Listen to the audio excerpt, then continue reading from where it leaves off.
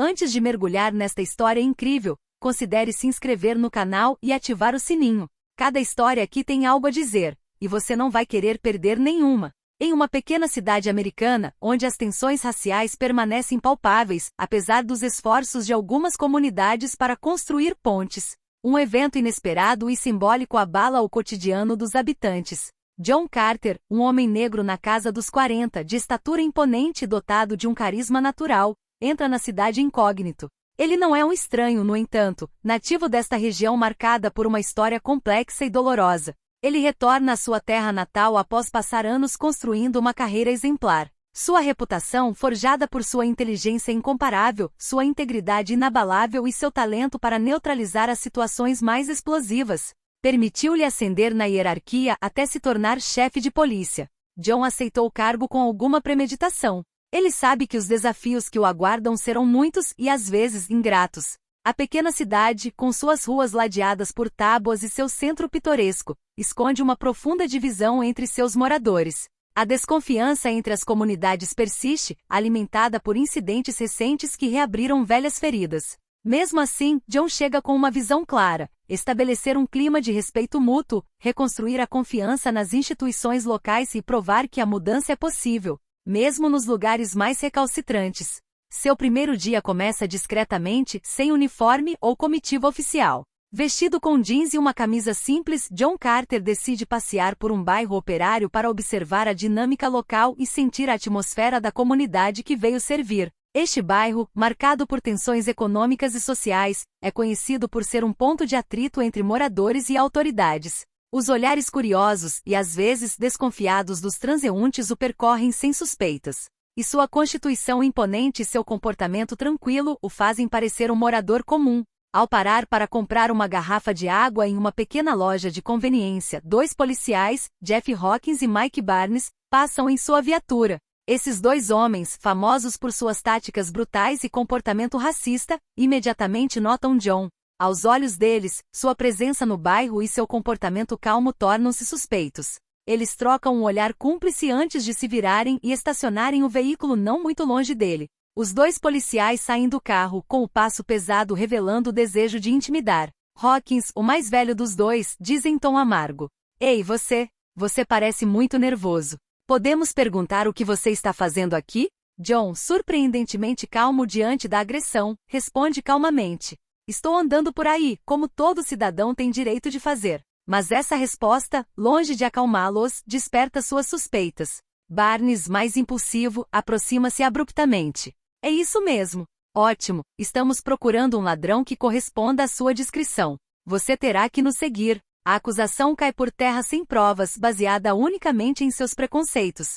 Os transeuntes, atraídos pela comoção, começam a parar, alguns discretamente sacando seus celulares para filmar a cena. John, sempre no controle, se recusa a se deixar levar pela indignação que o invade. Ele simplesmente levanta as mãos levemente e declara: "Acho que estão enganados, senhores policiais. Mas vou me deixar revistar para esclarecer as coisas." Essa atitude calma e respeitosa irrita ainda mais Hawkins, que a vê como uma tentativa de provocação. Sem mais aviso, ele agarra John pelo braço, apertando-o com uma força desnecessariamente brutal. No entanto, quando estão prestes a algemá-lo, uma voz se ergue da multidão: "Sabe quem é? Você vai se arrepender." Os boatos se intensificaram, com alguns transeuntes reconhecendo John Carter das reportagens veiculadas na imprensa local no dia anterior. A polícia, no entanto, permaneceu no escuro, recusando-se a admitir que pudesse ter cometido um erro. Com fria firmeza, John decide revelar sua identidade. "Sou John Carter, o novo chefe de polícia desta cidade. E aconselho você a soltar meu braço imediatamente." Apesar de suas tentativas calmas e racionais de explicar que é um oficial superior e que estão cometendo um erro grave, os 2 policiais se recusam categoricamente a ouvi-lo. Suas mentes já estão presas aos preconceitos e, para eles, a calma e a garantia de John só agravam sua insolência. Ignorando completamente suas palavras, eles entram em ação, agindo com brutalidade desproporcional. "Calha a boca", ordena Hawkins, agarrando John pelo braço. "Vamos ver se a sua história se sustenta depois de interrogá-lo." Sem resistir, John se deixa algemar, não por resignação, mas porque sabe que qualquer resistência, mesmo legítima, só pioraria a situação. No entanto, a violência de suas ações não deixa dúvidas, não se trata de uma prisão normal. Barnes, por sua vez, olha ao redor com um sorriso irônico, como se quisesse garantir que todos estivessem testemunhando seu triunfo. Não é todo dia que você pega um ladrão tão arrogante, ele zomba, ignorando os murmúrios crescentes na multidão. Enquanto os transeuntes se aglomeravam, alguns horrorizados com a cena, outros intimidados demais para intervir, a polícia arrastou John até um poste de luz no meio da rua. Num gesto tão humilhante quanto inútil, amarraram-no violentamente ao poste, com os pulsos algemados agarrando o metal frio. Aqui está, fique aí, diz Hawkins triunfante. Vamos deixar você pensar um pouco enquanto verificamos sua história. O ato, brutal e simbólico, é uma clara tentativa de reduzir John a uma figura de desprezo público. Ao seu redor, rostos chocados se multiplicam. Uma senhora idosa sussurra. E isso é loucura. Não vemos nada assim há décadas. Alguns sacam os celulares para filmar a cena, com os olhos oscilando entre o medo e a indignação. Entre eles, um jovem se arrisca a se aproximar. Ei, você sabe o que está fazendo? Aquele homem não fez nada. Barnes o afasta abruptamente com as costas da mão. Vai andando, garoto. Você não quer se meter em encrenca. John, apesar da dor física e da humilhação pungente, permanece calmo.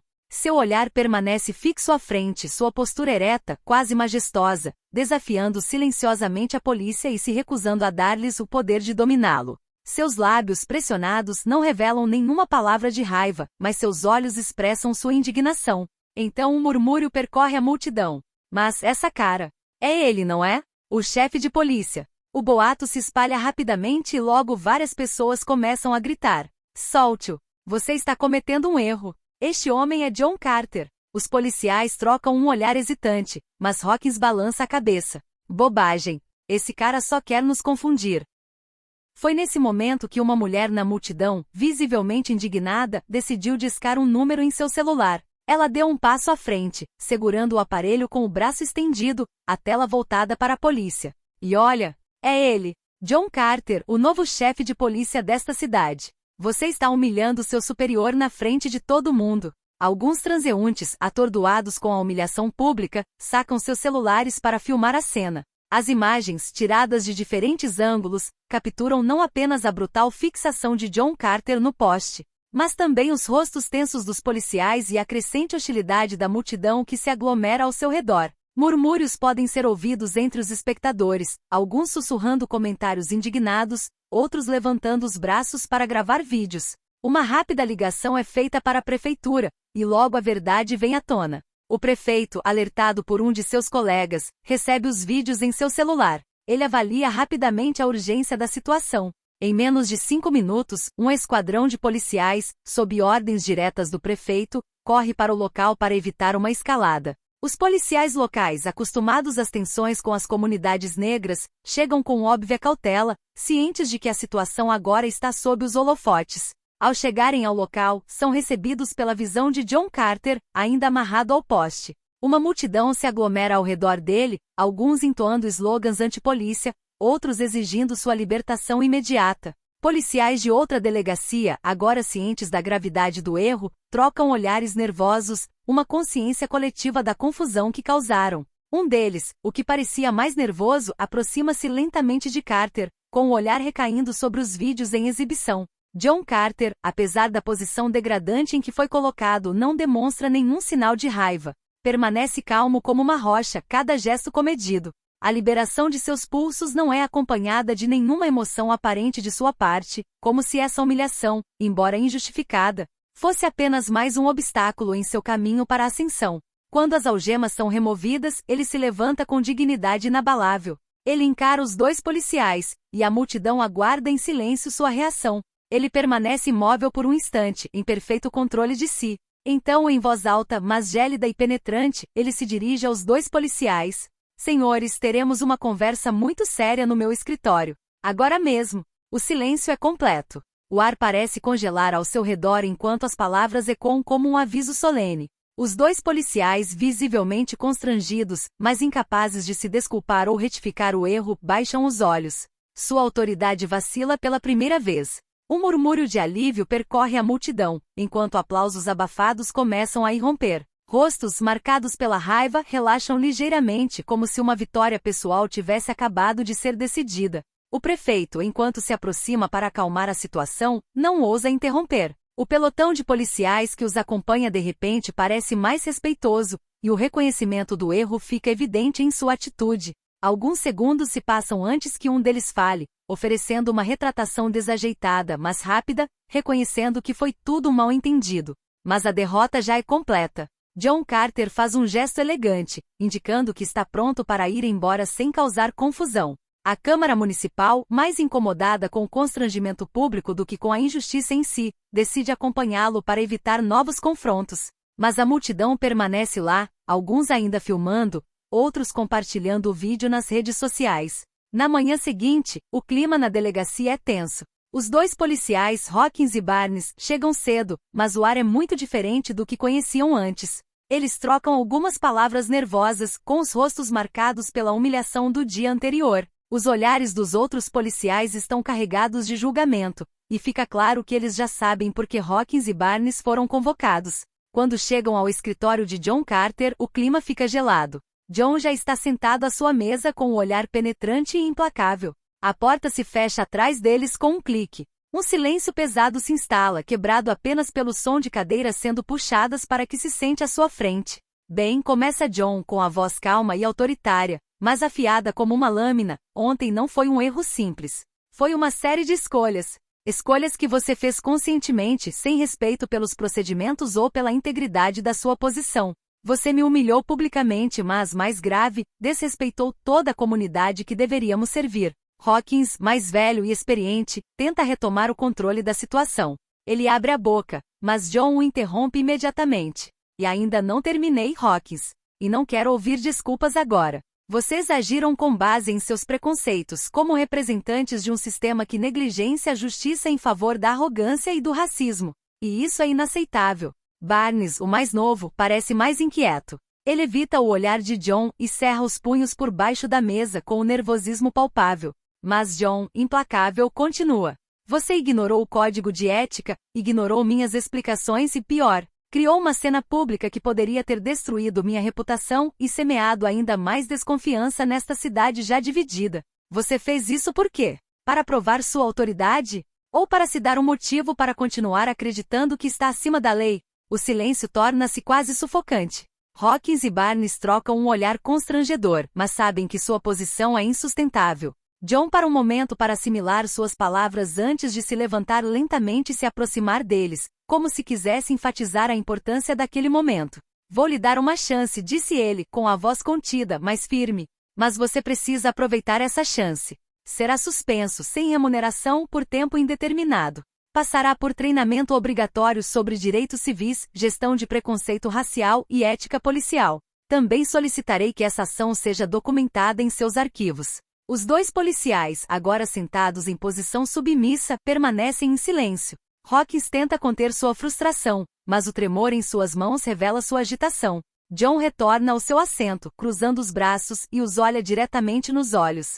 Vocês retornarão ao trabalho sob minha direção, e se não conseguirem demonstrar mudança, se não conseguirem aprender a respeitar os princípios de justiça que todos devemos incorporar, serão dispensados de suas funções. Vocês não merecem usar o uniforme se não puderem honrá-lo. Barnes, quase sussurrando, finalmente ousa falar. Nós entendemos. João, sem sequer demonstrar um sinal de clemência no olhar, concluiu. É melhor você fazer isso. Isso é só o começo. Você não perdeu só a cara ontem, perdeu todo o respeito. Agora cabe a você reconquistá-lo. O silêncio que se segue é pesado, mas os dois policiais sabem que é apenas uma questão de tempo até que a decisão de John se torne realidade em suas vidas. Eles saem do escritório sem dizer mais nada, com seus passos pesados e incertos testemunhando o peso da responsabilidade que agora carregam. Este encontro marcará uma reviravolta para Hawkins e Barnes. John Carter lhes deu um ultimato brutal, mas justificado. Se os dois policiais estiverem dispostos a mudar, este período de suspensão será sua última chance de redenção. Mas no fundo, uma dúvida persiste. Suas vidas profissionais e pessoais estão por um fio, e eles sabem que enfrentarão consequências muito maiores se seu comportamento não mudar. O peso de suas ações passadas, sua arrogância e preconceito pesam em suas consciências. E cada segundo gasto esperando pela decisão de John parece mais pesado do que o anterior. Nos dias seguintes, eles começam a perceber a extensão de seus erros. Hawkins, um homem acostumado a se esquivar de situações com seu carisma e anos de experiência, de repente se depara com uma verdade que há muito ignorava. O sistema que ele pensava servir é aquele que ele ajudou a fracassar. Barnes, por sua vez, mais jovem e impulsivo, tem dificuldade em conciliar suas ações violentas com a realidade da ética policial, que ele sempre negligenciou. As críticas dos colegas são duras, mas John não faz concessões. Eles precisam provar que são capazes de se questionar. John, por sua vez, permanece intransigente. Embora reconheça que o teste ao qual os está submetendo não é fácil, sabe que esse processo é crucial para restaurar a integridade da força policial e a confiança da comunidade. Ele tem em mente que os policiais que servem sob seu comando devem ser um modelo de justiça, não um instrumento de opressão. Para ele não se trata apenas de punição, mas de reabilitação. No entanto, ele não se deixa enganar. Sabe que alguns homens nunca mudarão, não importa quantas oportunidades lhes sejam dadas. Se Hawkins e Barnes falharem nesse teste, desaparecerão do sistema, e John garantirá que eles não possam mais fazer mal a ninguém, nem nesta cidade nem em qualquer outro lugar. O processo de reeducação é longo e doloroso. Eles iniciam o treinamento obrigatório imersos em discussões difíceis sobre racismo sistêmico, gestão de conflitos e ética policial. As sessões são intensas, muitas vezes desconfortáveis, mas oferecem a ambos os policiais uma rara oportunidade de introspecção. Barnes, em particular, parece estar se questionando mais profundamente. As oficinas e discussões com especialistas em direitos civis o forçam a olhar para suas próprias ações em um espelho que ele nunca quis encarar. No entanto, no fundo, uma parte dele ainda se rebela, questionando se tudo vale a pena. Hawkins, mais velho e endurecido, parece menos afetado pelas sessões, mas não consegue ignorar a pressão crescente.